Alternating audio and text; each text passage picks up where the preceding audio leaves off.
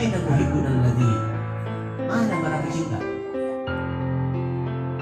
Kita kalau hidup zaman Rasulullah ada di barisan siapa ya?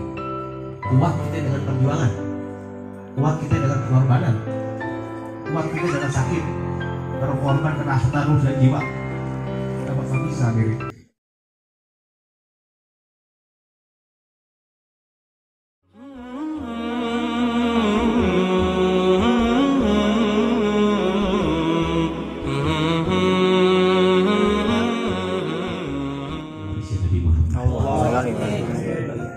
Menjaga untuk tidak memakan daripada apa-apa, jangankan lagi yang haram, yang makruh aja nggak jelas aja nggak mau, yang mubah aja nggak mau.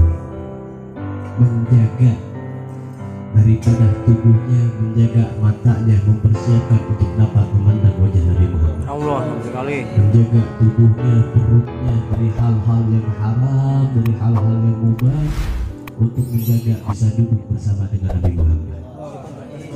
Itu adalah warisannya Nabi Muhammad.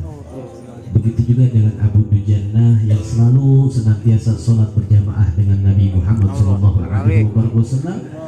Namun di suatu saat Abu Dujannah setiap habis sholat subuh langsung pulang. Habis sholat subuh langsung pulang, gak ikut zikran, langsung berdiri, selesai salam langsung pulang buru-buru.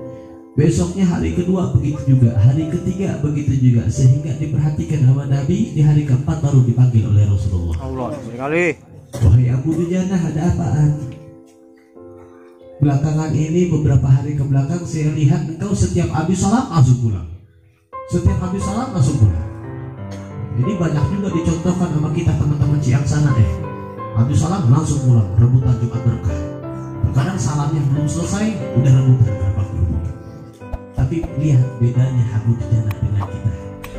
Ketika ditanya oleh Rasulullah, wahai Abu Dujannah, ada apaan? Sehingga Abu Dujannah mengatakan, ya Rasulullah, saya punya tetangga yang dimana tetangga saya ini memiliki pohon kurma, yang dimana dahan kurmanya tersebut tanpa sengaja melewati daripada atas rumah saya ya Rasulullah. Sedangkan pohon kurmanya sedang berbuah, maka itu buah kurma setiap kali jatuh selalu menjatuhi rumah saya, masuk ke halaman rumah saya ya Rasulullah. Makanya setiap habis sholat subuh, setiap salam saya buru-buru pulang, saya pungutin itu kurma-kurma yang jatuh.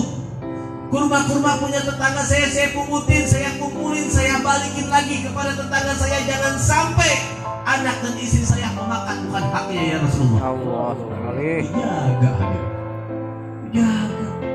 Kita jangankan lagi buah kurma jatuh, mangga masih di atas pohon aja kita ajul-ajulin. Benar enggak? Saking doyanya tuh makan haram, alhamdulillah. Maka ketika seseorang datang kepada Habib Salim Jindal, seorang ulama yang hebat, seorang soleh, wali min awliyaillah, seorang penyiar dakwah yang ada di negeri kita tercinta Indonesia, orang yang hak dikatakan hak, yang batil dikatakan batil, gak ada negosiasi oleh dia. Tuh ulama kita tuh, gak ada negosiasi. Seseorang datang kepada Habib Salim Jindal, wahai Habib, enak ya Bib kalau kita hidup di zaman Rasulullah. Bib, coba seandainya Allah Subhanahu wa taala menciptakan kita, menghidupkan kita sejaman dengan Nabi Muhammad. Allah sekali. Sehingga kata Habib Salim Jindal, emangnya kenapa? Apa yang ingin kau lakukan jika engkau hidup di zamannya Nabi Muhammad? Emangnya kenapa kamu pengen hidup di zamannya Nabi Muhammad? Sehingga di jamaah maksudnya baik, kepengenannya baik. Enak Beb hidup di zaman Rasulullah, bisa memandang wajah indahnya Rasulullah, bisa memandang ketampanan Rasulullah. Yang dikatakan oleh Abu Ba'bad, seorang lelaki yang dari jauh terlihat indah, semakin dekat semakin indah, semakin dekat semakin indah, semakin dekat semakin indah, yang indahnya tiada tara hadirin. Bahkan bulan purnama malu kalah indah dengan Nabi Muhammad. Allah berkali. Matahari malu kalah terang dengan wajah indahnya Nabi Muhammad. Allah berkali. Nabi bisa memandang wajah Nabi, bisa melihat keindahan Rasulullah, sehingga di mana setelah wafatnya sang Rasul, seorang petani yang berada di kota Madinah ketika mendapatkan kabar bahwa Nabi Muhammad telah wafat, dia lempar langsung, dia tinggalkan lahan ladangnya, dia minta kepada Allah, ya Allah, cabut pandanganku karena tidak ada lagi keindahan selain Nabi Muhammad. Allah berkali. Tidak ada lagi yang pengen aku lihat.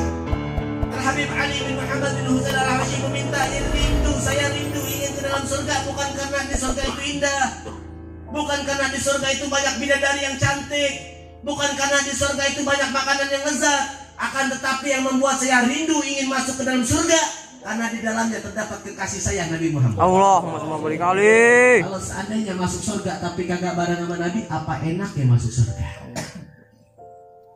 Mereka lah yang telah memandang keindahan wajah Rasulullah. Allahumma berkali. Keindahan apa yang pernah kita lihat? Gunung Bib indah, jauh kalah indah dengan Nabi Muhammad. Pantai Bib indah, rumah yang gede indah, emas yang pengkilat Bib indah. Seandainya saya tanya saja satu persatu hal indah apa yang pernah kalian pandang selama kalian hidup hingga saat ini, bingung. Bingung apa enggak? Bingung. Bilang gunung indah ke mall, tapi indah juga nih. Semuanya sama indah. Tapi ambil kabar itu semua berasal dari keindahannya Nabi Muhammad. Allahumma berkali.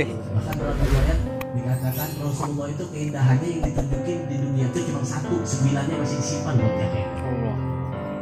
Kalau para wanita di zamannya Nabi Yusuf terpesona dengan ketampanan Nabi Yusuf tanpa sadar mau mengiris-iris daripada jari di marinya, seandainya mereka para wanita yang ada di zaman Nabi Yusuf memandang keindahan wajah Nabi Muhammad, maka mereka rela mengiris-iris jantung dan hatinya untuk Nabi Muhammad. Allahumma berkali.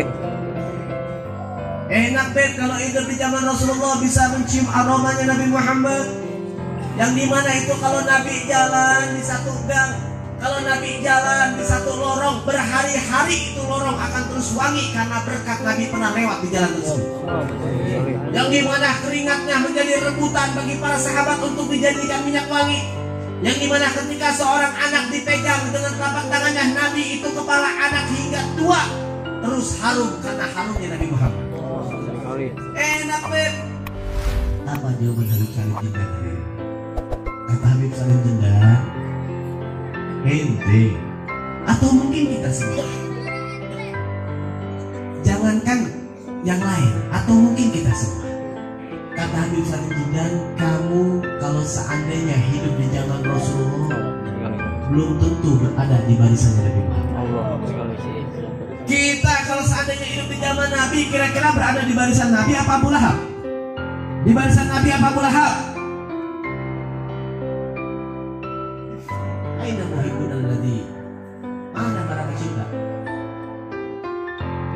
Kita kalau di zaman Rasulullah ada di barisan siapa?